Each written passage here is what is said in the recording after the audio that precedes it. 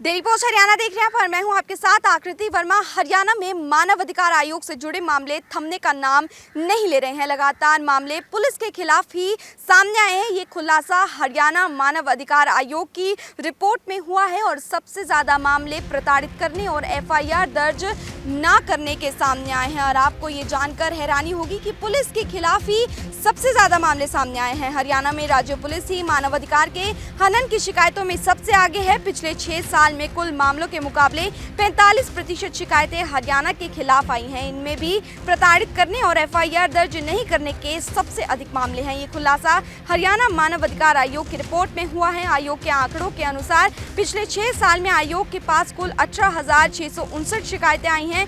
इनमें से भी सबसे अधिक शिकायतें 8,367 पुलिस के खिलाफ है। ऐसा है कि 50% कंप्लेंट पुलिस के खिलाफ है। अच्छा, अब इस 50% जो आती है हमारे पास, उसमें 50% तो बिल्कुल झूठी होती है। अब क्या कंप्लेंट आती है कि ये हमें झूठा फंसाया गया, पुलिस ने हमें इस केस में झूठा फंसाया। अब इन्वेस्टिगेशन पुलिस की रिपोर्ट ही आती है कि देखिए झूठा नहीं है, ये केस होना, ये एमएलआर है, ये रिकवरी है, ये स्टेटमेंट है और इसकी इन्वॉल्वमेंट पाई गई और हम इसका चालान दायर कर दिया। अब ये झूठा है या नहीं है, चालान दायर करने के बाद ये मामला चला गया कोर्ट में, ये हमारे पास नहीं देगा, हम उसमें जा भी नहीं सकते। मामला जब सबजुडिस हो जाता है तो कोर्ट फैसला करेगा झूठा है सच्चा। पुलिस इन्वेस्टिगेशन में ये आया कि इसका इन्वॉल्वमेंट है, इसने ये क्राइम किया। अगर हम सुपर इन्वेस्टिगेशन एजेंसी तो नहीं बन सकते। सीआरपीसी क्या कहती है, पूरा हमारा क्रिमिनल सिस्टम ये कहता है कि इन्वेस्टिगेशन की पावर पुलिस की। हम क्या कर सकते हैं, इन्वेस्टिगेशन नहीं करते, हम तो उनको कहते हैं नहीं फर्दर इन्वेस्टिगेशन को, ये एस्पेक्ट भी देख लो, फर्दर इन्वेस्टिगेशन और ये एस्पेक्ट भी देख लो। हम अपनी इंक्वायरी करते हैं, देखिए हमारी इंक्वायरी में ये आया, इसको भी देख लो। बाकी 50% जो है वो कंप्लेंट जो है एफआईआर रजिस्टर नहीं करते।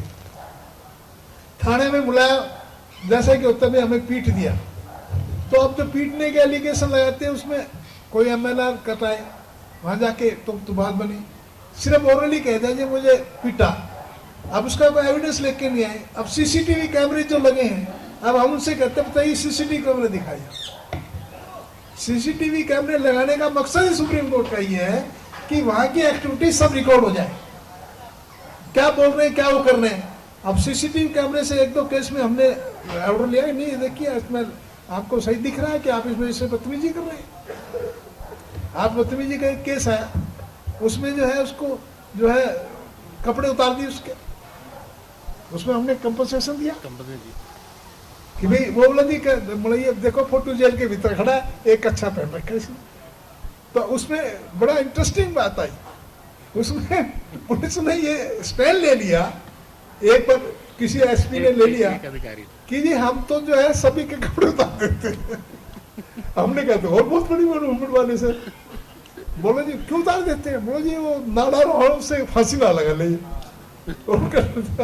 तो हमने फिर उसी वक्त हमने डीजीपी से बात की, बोले जी स्टैंड नहीं हमारा, हम नहीं करते, किसने ले लिया स्टैंड, उसकी फिर लाइन हाजिर कर दिया उसको।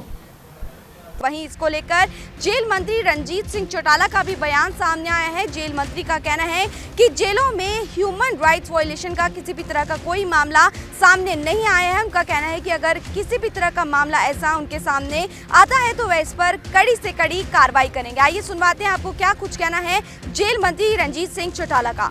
देखिए, सुप्रीम कोर्ट का अपना सबसे बड़ा कोर्ट है, हो सकता है उन पर कभी भी किसी की कोई शिकायत गई हो। सुप्रीम कोर्ट एक हरियाणा की बात नहीं देखता, पूरे देश का देखता है। किसी भी जेल की उन्हें शिकायत होगी वो होती होगी।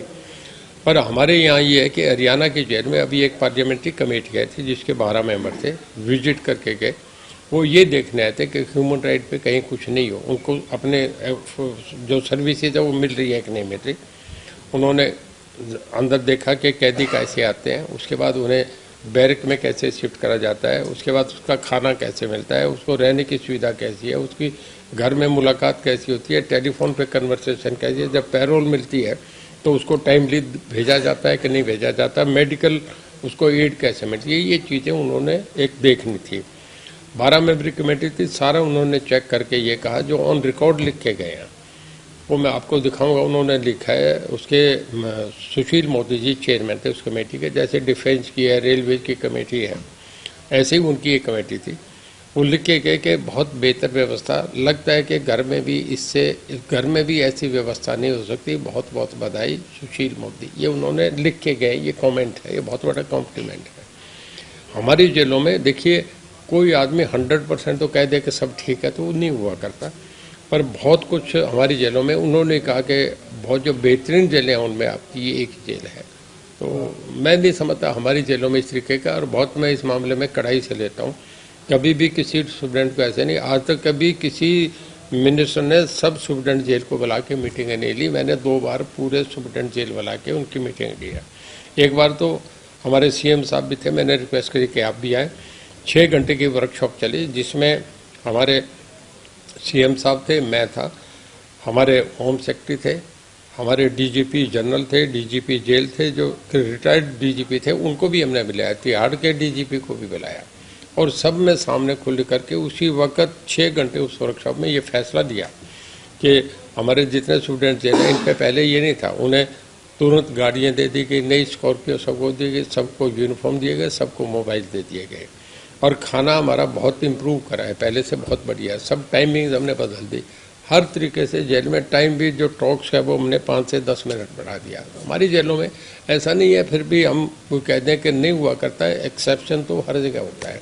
अगर कुछ खैर कहीं नोटिस में है तो उसका हम बिल्कुल नोटिस लेंगे, पर हमारी जेल में ऐसी टॉर्चर की एक भी कहानी नहीं। मैं बराबर सारी जेलें मैंने विजिट कर ली, और सब लोगों से मैं जब जेल में जाता हूँ तो मेरे स्टूडेंट को भी बाहर कर देता हूँ। पूरी बैरक में घुस जाता हूँ 60-60 आदमियों से, अकेला मेरा PSO रहता है, पूछता हूँ कि भाई तुम्हें कोई दिक्कत तो नहीं, मैंने सब बाहर भेज दिए।